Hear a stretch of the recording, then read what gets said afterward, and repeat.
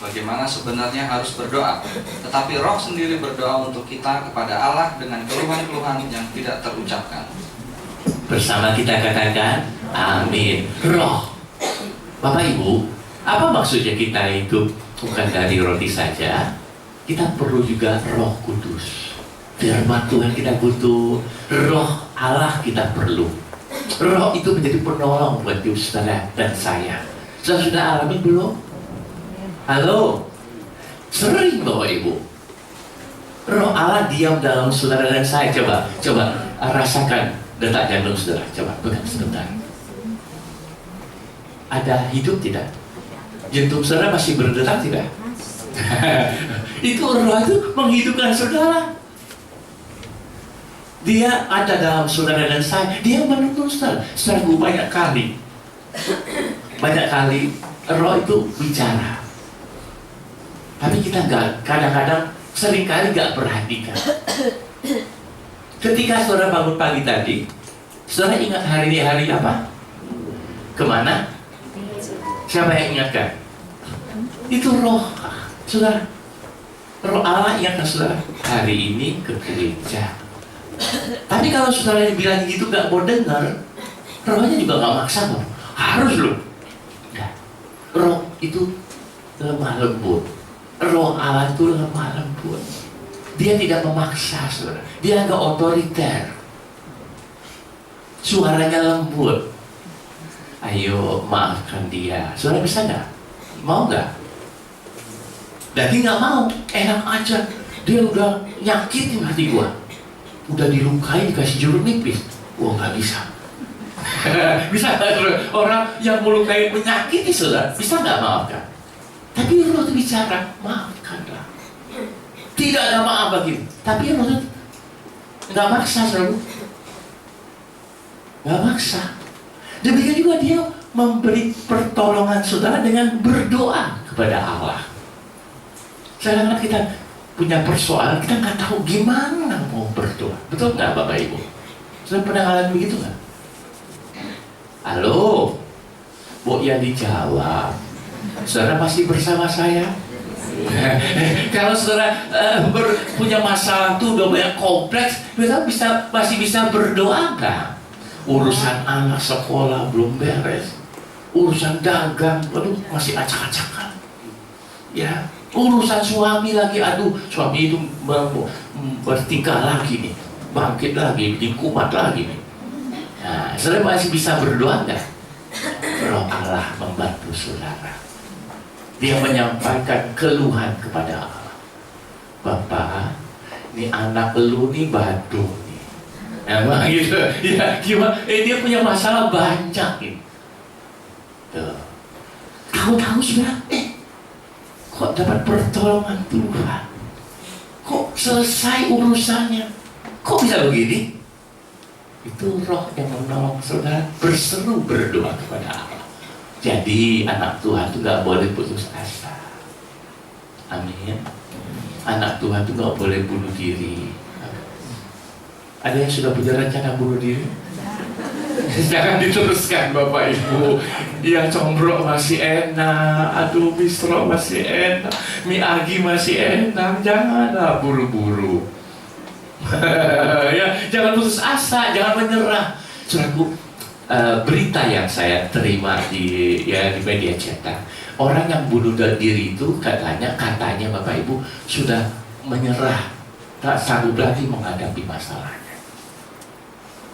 Seperti jalan buntu. Ada orang sakit gak sembuh-sembuh, akhirnya minum racun Bapak Ibu. Udahlah, daripada menderita sakit begini, biaya pengobatan mahal, BPJS juga susah, bermati aja deh.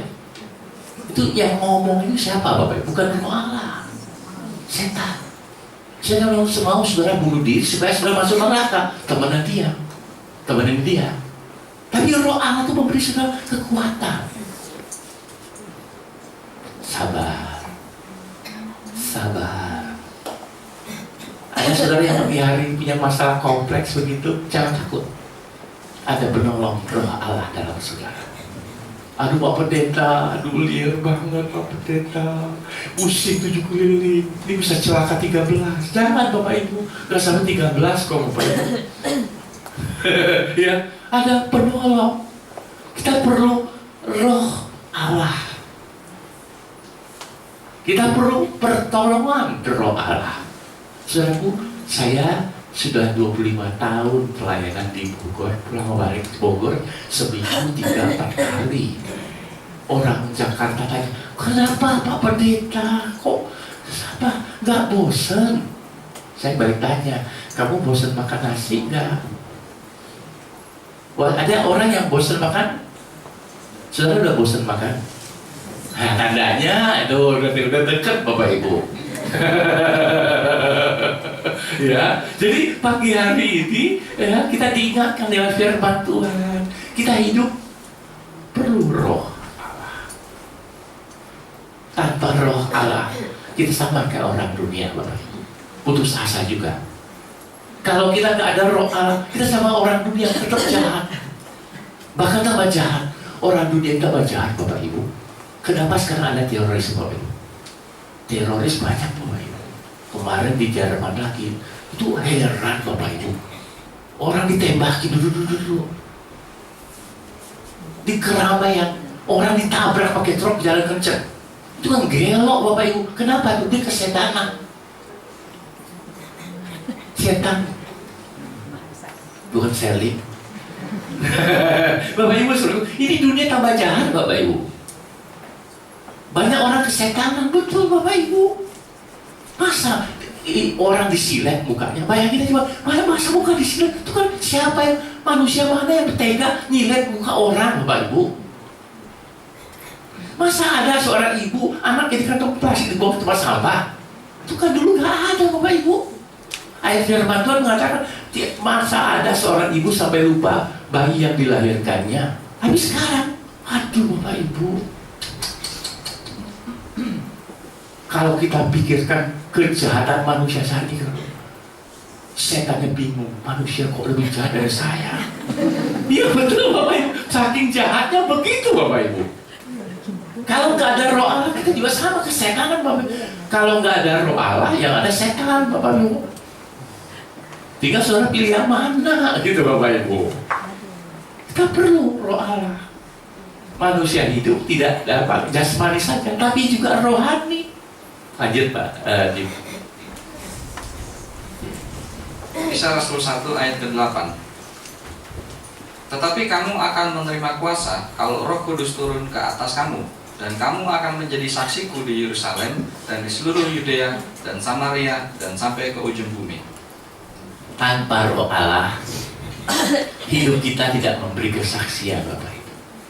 Tanpa roh Allah, saudara nggak bisa mengatakan, saya ini Kristen loh, nggak bisa, nggak sesuai perbuatannya. Saudara, kalau ketemu orang dunia, lihat saudara bagaimana? Apa dia bilang? Mohon, kamu masih seperti yang dulu, atau kamu kok lain, Mohon? Gimana? Yang mana, Mohon? Hah? Gimana? Ada perubahan dari dulu sama sekarang? Harus ada. Bahkan kata Rasul Paulus, seorang yang ada dalam Kristus, dia menjadi satu kejadian yang baru. Yang lama sudah berlalu, yang baru sudah terbit. Bagaimana saudara? Ya, nggak usah jauh-jauh. Istri saudara enggak? Kamu kok sekarang lain ya? Suka berdoa, suka baca Alkitab, atau kamu kok sama aja ya? Dulu tecer, sekarang tambah tecer. Manen aku mah sih liar, orang mah liar. Suami kos gitu, sarua kene. Keluar bahasa Ibrani saya Bapak Ibu. Saya kemasukan bahasa ya Bapak Ibu saudaraku, harus ada perubahan. Ya dikatakan ya, kalau ada roh Allah, orang iya itu betul. Ya kok bisa ya? Pernah nggak saudara ketemu orang yang mengatakan saudara sudah berubah? Minimal istri saudara, keluarga saudara. Bu Kris itu waktu ketemu sama cucu bagaimana? Sama. Senang nggak? Apa kata besan? Kata menantu Ibu Kristi, aduh, di wajahmu kulihat bulan. Oh, itu hai lagi Bapak Ibu. Jadi jongcuk ya. Bu, buat saksi dah Bu. Dulu Pak Boyaki di mana dibanding sekarang Bu? Ada perbaikan nggak Bu? Nggak ada. Nggak berani ngomong Bapak Ibu. Nah, itu saudaraku, kesaksian itu paling pasti benar dari pasangan kita yang setiap hari bersama kita. Ya, Maya, Kevin gimana? Ada kemajuan? Tambah jahat? Jangan Bapak Ibu. Itu Bapak Ibu. Kalau bukan ada roh, kita tetap sama Bapak Ibu. Sebab manusia dunia juga. Tapi kalau kita ada roh, kita manusia rohani Bapak Ibu. Itu manusia rohani beda. Nggak ada duit aja, mata duitan terus ditutup duit aja. Beda sekarang. Ada waktu aku mau ikut KKR lah. Aku mau ikut Bible study ikut PA cari duit nggak habis gitu loh. Itu beda Bapak Ibu. Pandangannya, mindsetnya udah beda Bapak Ibu.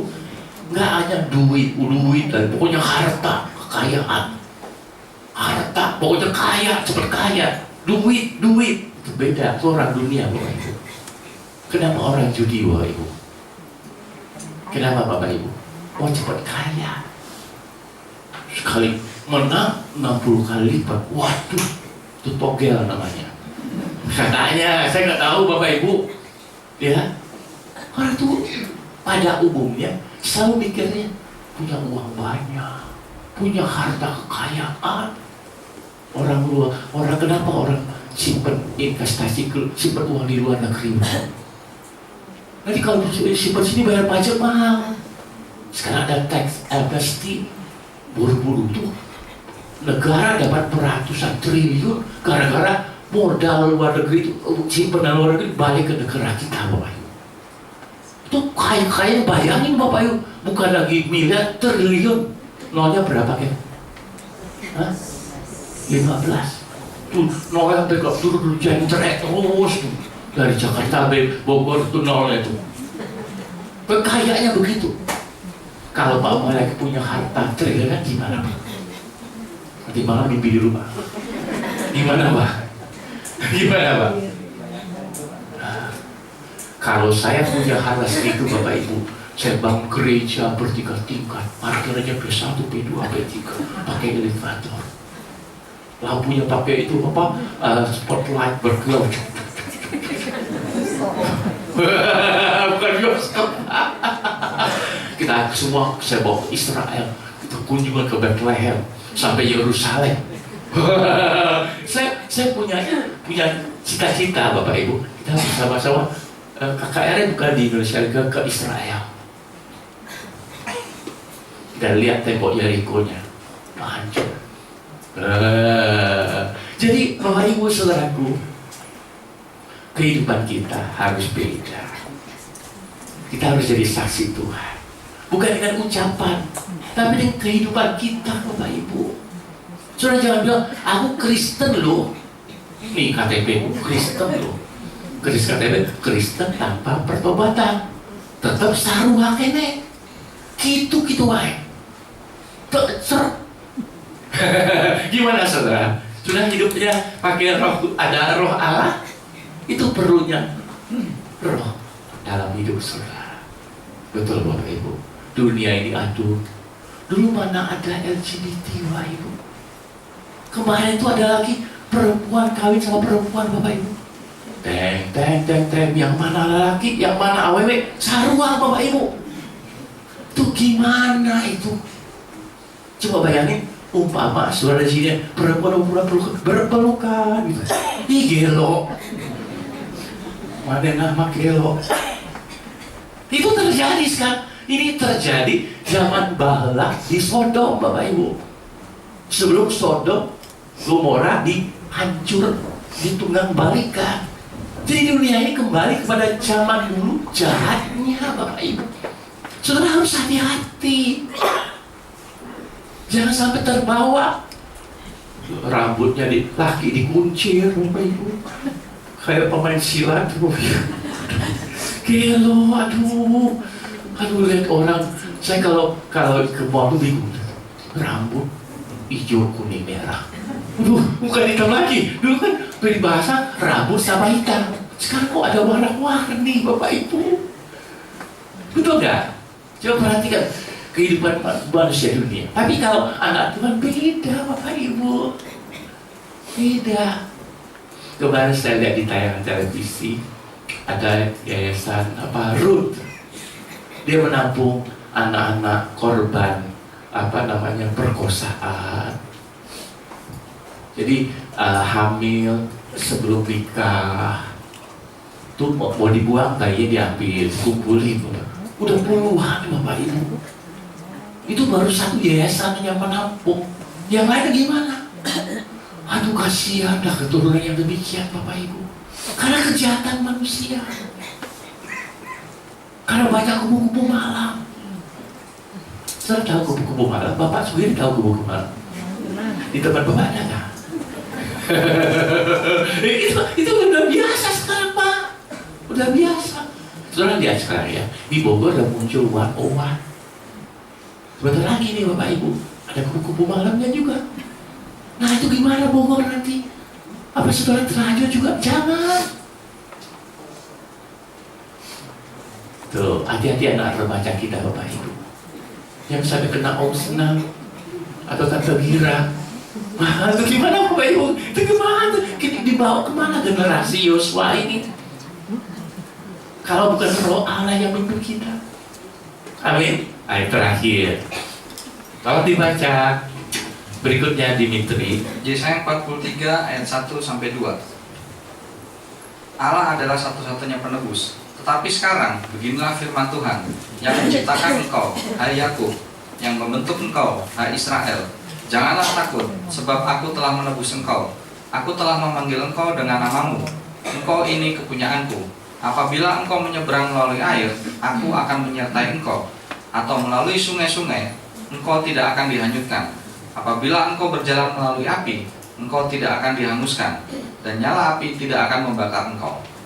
Amin. Bapak Ibu, ayat ini singkatnya mengatakan setelah saudara ditebus jadi anak Tuhan, hidup saudara bukan sendiri lagi. Saudara percaya? Saudara disertai siapa? Saudara disertai siapa? Immanuel, Allah beserta kita. Kata Paulus, ketika Allah beserta kita, apa? Siapakah? Kita selalu menang. Apakah Allah menyertai saudara? Benar. Benar. Yakin? Sebelah kiri kanan saudara. Yakin gak? Allah menyertai manena. Yakin gak? Saudaraku, ketika Allah menyertai saudara, dikatakan lewat sungai kamu tidak dihanyutkan, lewat api kamu tidak dihanguskan. Bapak Ibu, luar biasa loh Bapak Ibu. Luar biasa. Ya, tadi pagi saya baca renungan aneh Bapak Ibu. Satu renungan di mana surgawi. Bagaimana seorang disuruh sama kain kepalanya. Ayo parkir mobil, dipindahkan parkirnya. Ini anak gak bisa nyetir Bapak Ibu, gak bisa nyetir.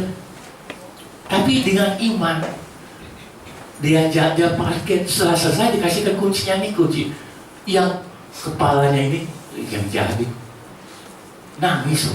Kenapa? Katanya betul atau tidak, mobil itu gak ada mesinnya.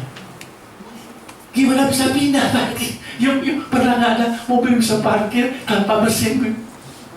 Kok bisa Bapak Ibu? Kalau memang demikian, itu luar biasa Bapak Ibu. Tuh, kalau Allah beserta saudara, saya bisa parkir mobil tanpa mesin. Ini kesimpulannya Bapak Ibu, luar biasa. Kalau saya renungkan Bapak Ibu, saya itu pernah dari Jakarta ke Bogor ke Jakarta, mobil saya muter kayak gangsi di jalan tol berkali-kali, tapi nggak kesenggol satu mobil juga. Dan saya selamat sampai di rumah, tidak ada cacat, tidak ada yang patah tulang. Ya, itu ademan utuh terbalik di tol, tulang rusuknya berapa banyak yang patah? Ya 9 katanya. Tapi kok bisa Bapak Ibu? Selamat, mobil udah muter kembali Bogor lagi, balik ke Jakarta lagi, boleh Bogor lagi. Selamat Bapak Ibu, karena hanya menyebut Yesus tolong. Tuh. Jadi Allah kita menyertai kita, sudah luput dari maut. Amin. Sudah luput dari kebinasaan, sudah luput dari celaka. Coba bayangkan Bapak Ibu, kalau bukan kita disertai Tuhan, kita sudah tidak ada saat ini Bapak Ibu. Entah di mana sudah terhilang. Betul tidak? Seperti kesaksian orang buta. Dulu aku buta, sekarang aku melihat. Ya, dulu aku nggak tahu cara hidup ini gimana, tapi sekarang hidupku jadi berarti. Minimal buat GKT Bogor. Minimal Bapak Ibu, ya betul tidak? Hidup sana sudah berarti belum? Pak Yohal, kumaha, masih, saya, haleluya, puji Tuhan. Bapak Ibu, kalau bukan Tuhan, saya pikir, aduh gimana ya? Apa jadinya saudara dan saya? Coba renungkanlah itu.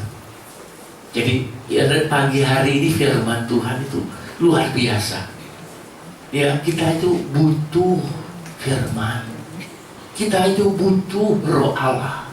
Kita itu butuh penyertaan Tuhan dalam kehidupan kita, baik di rumah tangga kita, usaha pekerjaan kita, sekolah kita, apapun yang kita kerjakan. Kalau Allah beserta kita, ya pasti sukses. Tuhan memberkati. Amin.